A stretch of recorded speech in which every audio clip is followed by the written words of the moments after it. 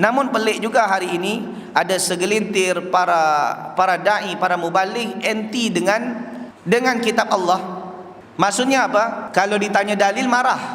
Ustaz, apa hukum ini?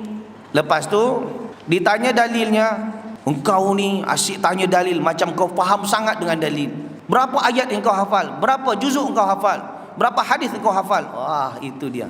Kononnya nak jatuhkan orang, sebenarnya nak backup diri dia lah, kerana dia tak hafal Al-Quran, kerana dia tak hafal dalil, akhirnya jatuhkan orang. Ini adalah jenis orang yang lemah sebenarnya. Orang yang cerdik, kalau seandainya dia tahu dalil, sampaikan dalilnya. Kalau dia tak tahu dalil, dia katakan Allahu a'lam. Itulah orang gentleman. Namun ketika tak tahu, dia jatuhkan orang lain. Kau asyik tanya dalil je. Ni kalau ada ustaz-ustaz macam ni, elakkan, jauhkan. Dia bukan masuk ke dalam kategori para ulama. Okey?